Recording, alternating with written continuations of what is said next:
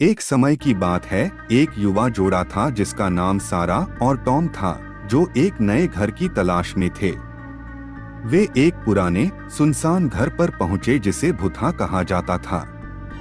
अफवाहों के बावजूद उन्होंने घर को करीब से देखने का फैसला किया और वे तुरंत घर की सुंदरता और आकर्षण से खिंच गए। जब उन्होंने घर का निरीक्षण किया तो उन्हें अजीब चीजें होती हुई दिखाई दी। दरवाजे खुद से बंद हो जाते थे और दीवारों से अजीब आवाजें आती थीं। इन परेशान करने वाली घटनाओं के बावजूद उन्होंने घर खरीदने और इसे सुधारने का निर्णय लिया। हालांकि जब उन्होंने घर की मरम्मत शुरू की तो हालात और खराब हो गए। सारा और टॉम को लगातार अजीब और डरावने अनुभव होते रहे, जिनमें भूतिया आकृतियां और अस्पष्ट आवाजें शामिल थीं। उन्होंने इन घटनाओं को नजरअंदाज करने की कोशिश की और मरम्मत का काम जारी रखा, लेकिन भूतिया घटनाएं और भी तीव्र होती चली गईं। एक रात सारा घर में अकेली थी और उसने अटारी से कदमों की आवाजें सुनी।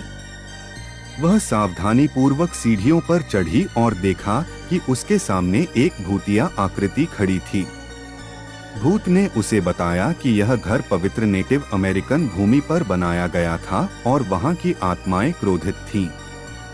भूत ने उसे चेतावनी दी कि वह तुरंत घर छोड़ दे, वरना आत्माओं के क्रोध का सामना करना पड़ेगा। सारा और टॉम ने भूत की चेतावनी मानी और घर छोड़कर चले गए, फिर कभी वापस नहीं लौटे। वह घर फिर से सुनसान हो गया और भूता होने की अफवाहें और भी बढ़ गईं। आज भी यह घर क्षेत्र के सबसे भुता स्थानों में से एक माना जाता है और जो भी इसे प्रवेश करने की हिम्मत करता है वह कभी भी वापस नहीं आता। इस तरह भूतिया घर की कहानी जीवित रहती है, जो छाया में छिपे खतरों और उन आत्माओं की एक सर्द करने वाली याद दिलाती है जो कब्र के पार भी हमें परेशान कर सकती हैं।